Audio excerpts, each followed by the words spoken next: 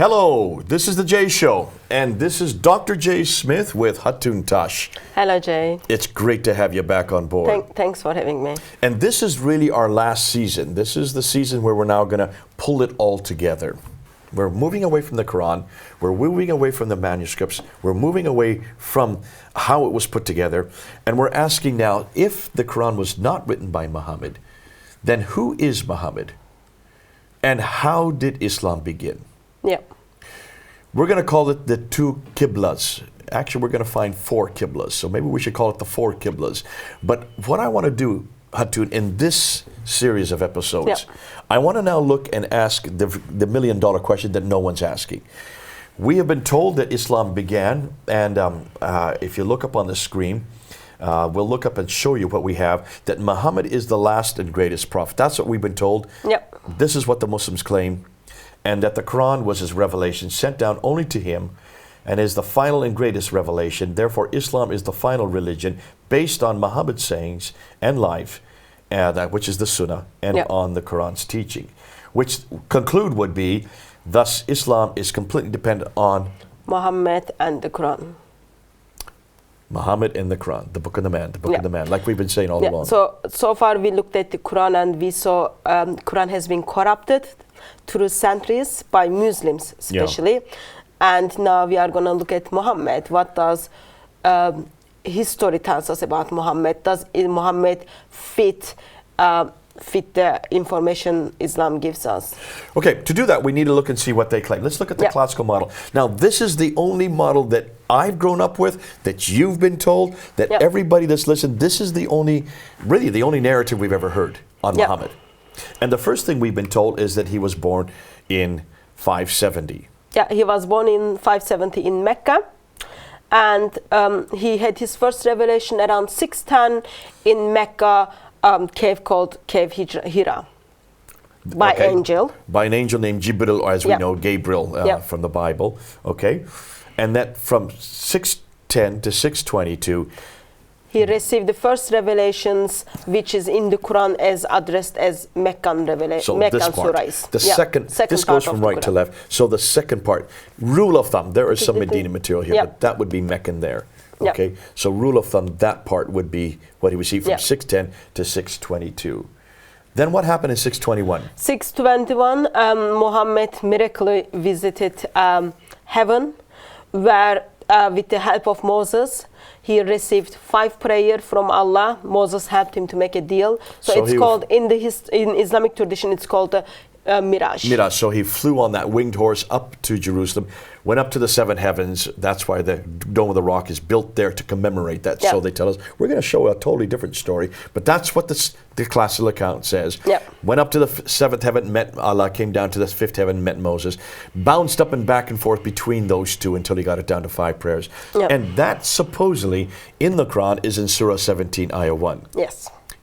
This prophet, he went from the great mosque to the farthest mosque. Doesn't say what the great mosque is or who the farthest mosque. But tradition tells us. And that's the only verse in the Quran that refers to that event. 621. All right, 622, what happened? 622, Muhammad left Mecca and traveled to Medina to set up a Muslim community in Medina. He was invited, wasn't he? By the Ansar there, who were the native Arabs. They were having problems with the Jews. As everybody seems to have a problem with Jews. And the reason why is because the Jews were so wealthy.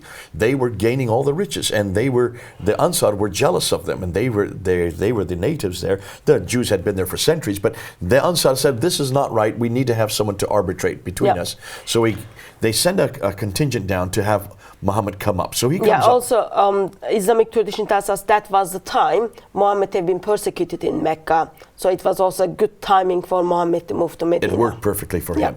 So he goes up to Mecca, Medina, from Mecca in 622. Well, some say about 80, some say about 200. It depends on which traditions you look at. But that happens in 622, and that's known as the Hijjah, the Exodus. All right. And then from 622 to 632.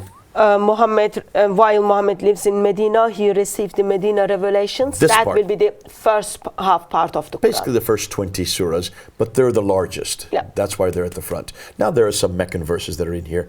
There are some Medina that are in here. But that's what he received for the last 10 years of his life. 622 to 632. Okay? Then he conquers Mecca. Around 630. Just walks in, doesn't he? Yeah. He doesn't fire a shot. He pretty well is able to take it without any warfare, without any bloodshed. And then he suddenly dies in 632. Yeah, there are a couple of theories how he died. One of the theory that he was poisoned by a Jewish woman. Okay, but like most people, you die suddenly, and that's what happened to Muhammad. Now, when he died, nothing had been written down. I mean, not in any formal form. There had been writings on, as we know, stones and bark and leaves. And so when Muhammad died, we didn't have the Quran in a codex form. And we talked about that in the earlier series where we actually looked at that and unpacked that and asked many disturbing and damaging questions about that. So that happens in 630. 632 to 634, Abu Bakr comes to power and he decides to write it down. Yes. And he has Zayd ibn Thabit He do was that. urged to write it down and then he does that. And the reason why? Because people who are dying in the battle, losing their life, and those people also the people who memorize the Quran. Now they are.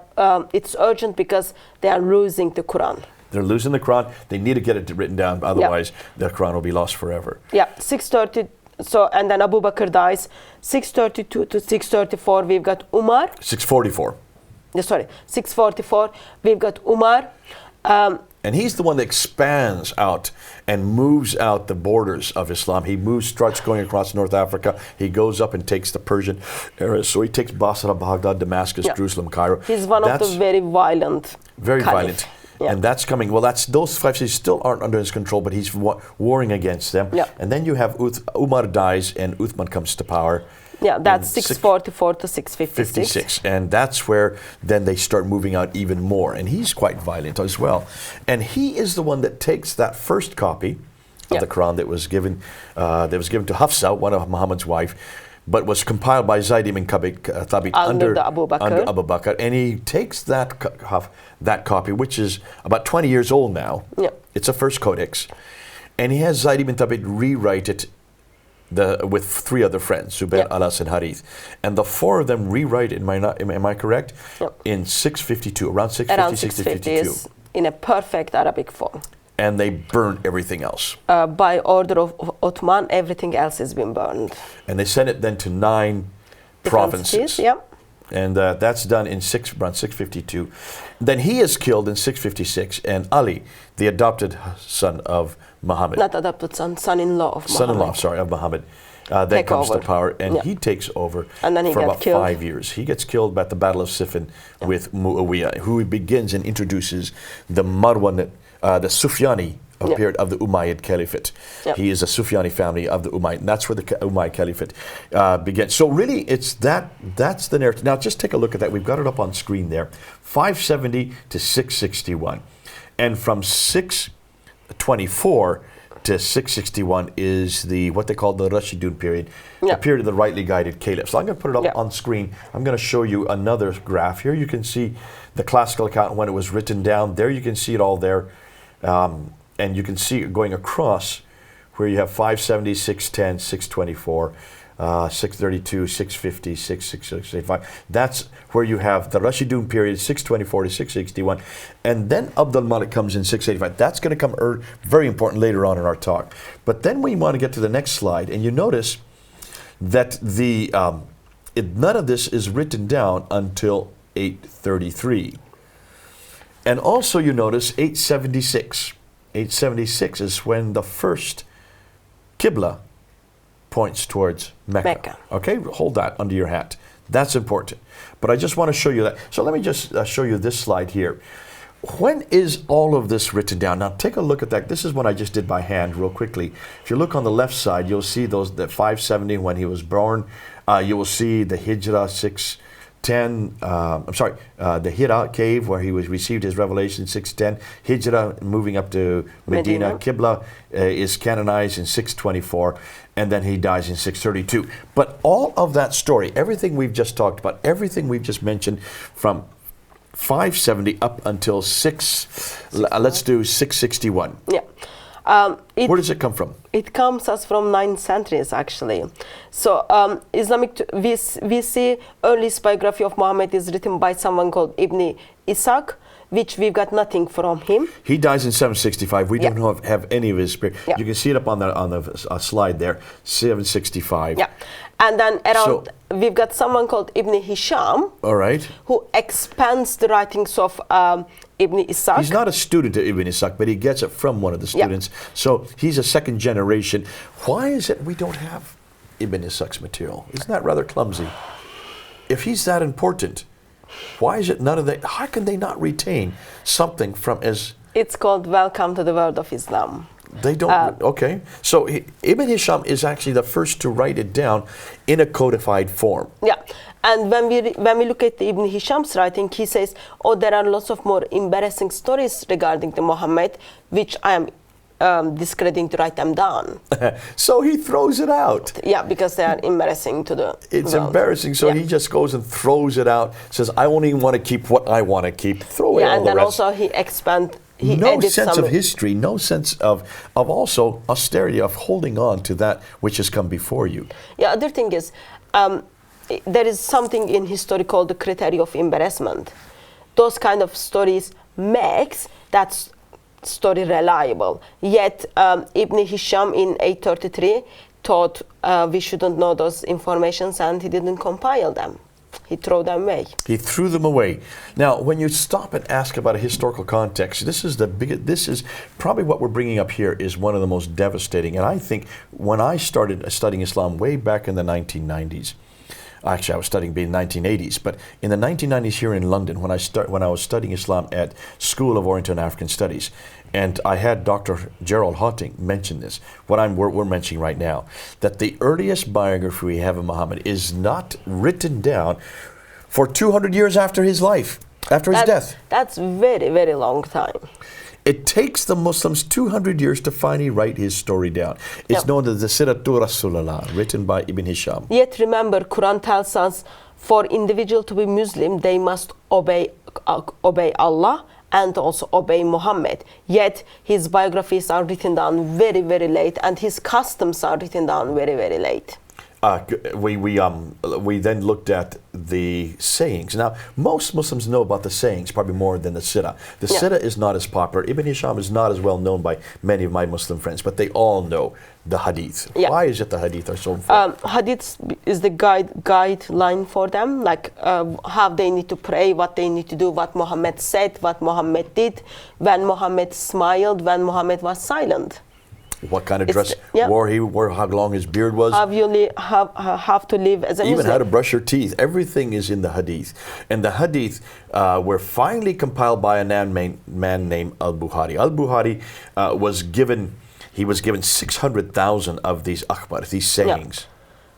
Bukhari is a city where author of the Al-Bukhari comes from. So that's not even in Arabia. That's way off north of Uzbekistan, hundreds of miles away. Yeah, and Islamic tradition tells us he traveled from age 17 to compile the customs of Muhammad. So he got everything not only secondhand, he got it, well, hundreds of years later. 200 years later. 250 years later. Actually, 240 years later, because he dies in 270. 870. Sorry, he dies in 870. Yeah. Thanks for correcting me. He dies in 870, which is 240 years after 632. Yeah. That's 240 years of what?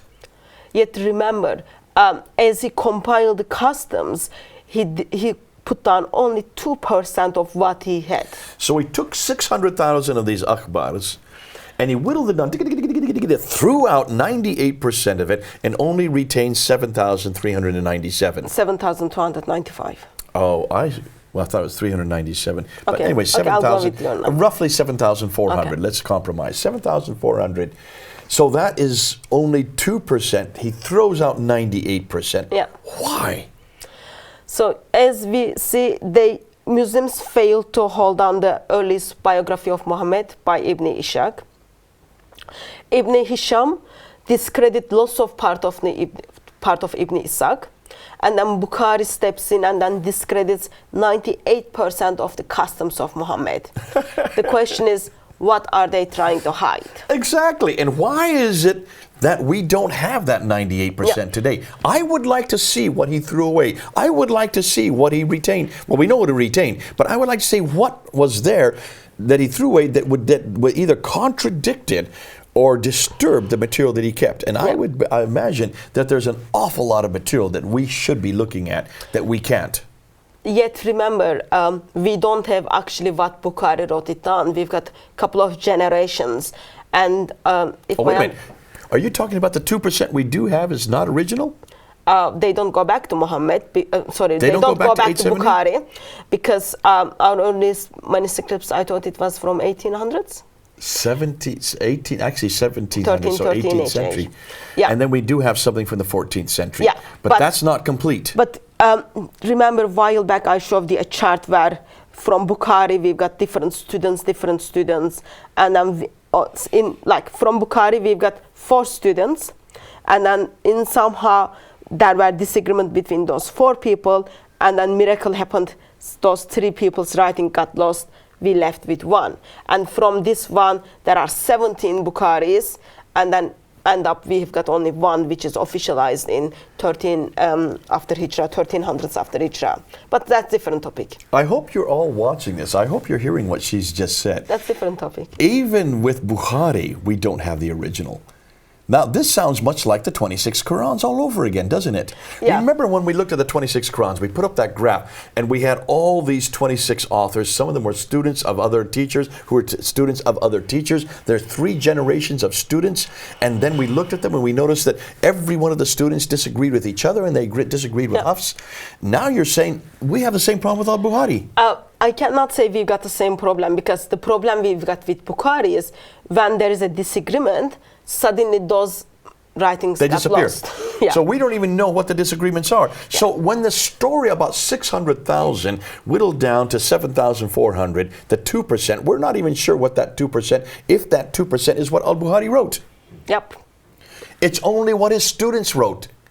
And the other 3 were thrown away. We only have 1, his rendition, and that comes from hundreds of years later. Yeah, out of the 17, yeah. Oh, no. So this is a whole new study. We haven't done this yet. This is going to be another season episodes looking at the problems with the hadith. Yet every Muslim considers that Bukhari is Sahih. What does that mean? Reliable, trustworthy. Trustworthy. Yeah. Absolutely trustworthy. So, you cannot question, you shouldn't be questioned any hadith which is in the part of the Sahih Bukhari, because it's a whole collection of 10 books, 10 volumes, and everything in that is already officialized or authorized as the reliable hadiths. Well, as a historian, I have to question it. We do question as a historian, but from the traditional account, it's already, Bukhari already made a decision. They are the most reliable ones, and you cannot question that. For Muslims cannot question it, but we have to. Yeah, and that's why we're questioning him in now. 2017, we meet with Muslim missionaries or Muslim scholars. They do question that, because they read it and then they see actually customs of Muhammad are pretty disturbing. They do question. Shabir Ali questions it. And I know that Shabir Ali has almost become a Quran only. Yep. And this is something new that's coming up we've noticed this here in London. A lot of Muslims we're talking to now do not, because of these kind of questions that we're bringing up, they themselves are suggesting, wait a minute, should we trust al-Bukhari, Sahih Muslim, Ibn Dawud, Tirmidhi? These are the ones that are the authoritative ones. Should we even go to them? And the reason why is not only because they're so late and we don't even know whether or not the books that we have, the Bukhari that we have in our hand today, is actually the Bukhari that was written by Bukhari himself. So what they're saying is, let's just throw that out and let's only come back to the Quran. Quran only is what they call themselves. You can see the dilemma they're in. We're going to go to one more genre, and that is the tafsir. Yeah. When we get to the tafsir, we'll put it up on the graph again. When you look at the tafsir, the earliest tafsir writer that we have is Al-Tabari. Now look at the date he died, 923. He is also the earliest for writing the Tahqiq, which would be the histories. Now there are many that come after him, but he's the earliest to codify and tabulate and compile all of the tafsir and put it into one place. And that's why he just throws it in willy-nilly and doesn't really say, well, this is better than this. He just puts them all in and lets the reader decide which ones they want to accept. And that's why a lot of people like Tabari, because he has so much in there. But he contradictory. A lot of the stuff is contradictory. But look at the date. 923 is when he dies. So that's the 10th century. 300 years after the death. 300 years after Muhammad. 290. So look at the graph again, and look at the timeline at the bottom there. When you look at the timeline, for those of you watching, can you see the narrative that we're talking about, that we've looked at so far in this, as we've been unpacking? The narrative we have of Muhammad is there from 570 up until 632. That's when he lived. That's when the Quran was supposedly compiled, from 610 to 632. That's when Islam began, as we know it today. Everybody is agreed on that point. Yet everything we're going to be dependent on, everything we're going to know about concerning that period of when Muhammad lived, when the Quran was revealed, when Islam began, is dependent on the right side. Look at the right side of the timeline. That's when it's finally written down. Look at the enormous gap of hundreds of years in between. 200 to 300 years. And the thing is, there are not written informations before that. So all the informations we get from Ibn Hisham or Bukhari, they're all oral tradition. All oral tradition. Now, Hatun, I have a problem with oral tradition. I do have a problem. You've been to birthday parties, haven't you? And I don't know if you have, but in birthday parties, you have the kids all get in a row, and you tell one child the first thing, and that child tells the second, who tells the next, who tells the next. By the time it gets down to the last child, you tell them, you ask them to say out loud what they've heard. And what you told this child and what that child tells you are two different things. It's a great game. Yes, but here's the problem with the oral tradition in the time of Muhammad. Well, that's the problem with oral tradition right there. No, but that takes place in that time, and every individual is alive. Every individual is alive. You can chase back and then find out what was the first word. Where it went wrong. But with the Islamic oral tradition, people are already dead. They are already in hell. That's right. So, sorry, people already died, and okay, they are there, but that's not important for us to say that right now. People already died, and by the time Bukhari or other people collect the sayings of Muhammad, there is no one they can chase back. There's nothing written down. Or there is no one alive that from that chain they can know if that information is correct or not. To corroborate whether or not they said what they said. So we don't know if anything was happening. We don't know if anything that could be corroborated. It's 200 to 300 years of oral tradition. I don't trust oral tradition within a period of 15 minutes. Can you imagine oral tradition over a period of 200 to 300 years about somebody that's important to your identity? You would embellish it. You would sanitize it. You would take out anything that's bad. And that's why when you finally do find this material written down about Muhammad, he's the greatest king, he's the greatest lover, he's the greatest husband, he's the greatest ruler, he's the greatest in every category. He is superlative according to Islam. Why? Because he's been sanitized. Well, now let's compare that with Jesus. Let's go put up on again and look at on this screen. Look at when we know about Jesus. What do we know about Jesus? Well, we know that he dies in 33 AD. So he died in 33 AD. First writings of the New Testament is written by Paul.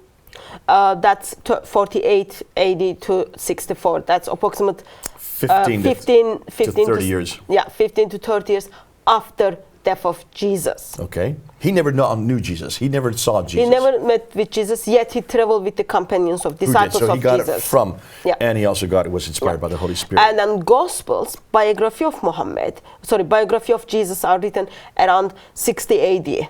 Okay, I would say we do know, if you look at Acts chapter 18 verse 12, we have Gall was a proconsul. That's approximate. And we know that he only was a proconsul for 1 year in 52 AD. So whoever wrote the book of Acts had to have been living or writing at that time. So let's say 30 to 40 years after Christ's death, you have Matthew, Mark, and Luke written down. And then latest biography of Jesus is written by the disciple of Jesus called John. Around 90 AD. So that's 60 years after death. 60. So within 60 years, you have already the biography of Jesus, the Sirah of Jesus, let's say it, and you have the Hadith of Jesus, which would be the sayings of Jesus, okay? The very same thing we're looking at in Muhammad. Let's do a comparison with Jesus. But with the biography of Jesus, they are all written down by people who knew Jesus. Matthew and John was with Jesus for 3 years. or people who knew Jesus was alive in that time. So by end of the first century, if let's say Matthew wrote something down, yet Jesus didn't do that, there were the people who would object that or write something against that. And that's why it's so important that we have eyewitness accounts. Yes. So we have Matthew and John, eyewitnesses, Mark and Luke, who got it from the eyewitnesses, Paul, who got it not only from the eyewitnesses, but also we know that He met with the risen Jesus. Well, not Paul, but we do know that he got it from the Holy Spirit. And that's why it's so important that we do trust them. Now let's do a comparison. So we're talking about really in the century that Jesus lived, in the place that Jesus lived at. Let's do a comparison between the two. Look at the slide that's up there. When you compare the two with Christianity, how Christianity began, we can go within 15 to 60 years of his death. We already have writings about who he was, what he said, where he went, how he lived, even about how he died and how he rose again. All of that hugely important. Even the death, certainly the death of Jesus, we have from even hostile accounts. Thallus and Phlegon in 52 AD, Tacitus in the late first century, Josephus in the early second century. So Greek, Roman, and Jewish historians, not Christians, in fact, very hostile, especially Tacitus was hostile against Christianity, did not like the Christians, yet they all admit that Jesus did die. Tacitus even gives us the date. Yet when we compare with the Islamic sources account of Muhammad, with the great sadness, it's 200, 300 years after the death of Muhammad. You can see it right there. 15 to 60 years for knowing how Christianity began and who Jesus was and what he said and did and how he died and rose again, versus 200 to 300 years about a man that nobody who was writing had ever seen. Nobody who was writing had ever heard. Nobody who was writing even lived in the same area that he came from.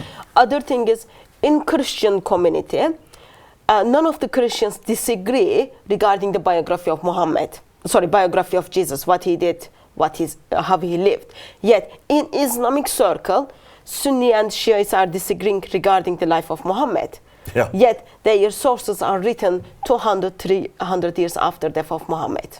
I hope you're all listening to what we're saying. Can you see why we've introduced this? And this is why we're looking at how Islam really began. Now we're asking the million-dollar question. How exactly did this religion begin? We've been told that narrative, that it began, well, actually, Muslims will believe that Islam has always been. And they would say Adam was a Muslim, Abraham was a Muslim, Jesus, Isa was a Muslim.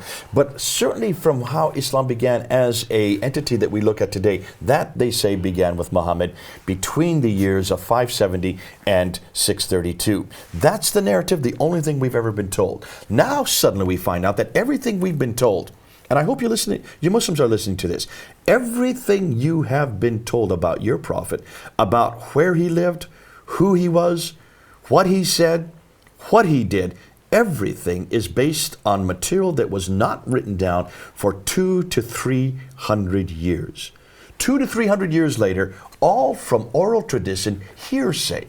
None of it was tabulated. That's why we're asking this question.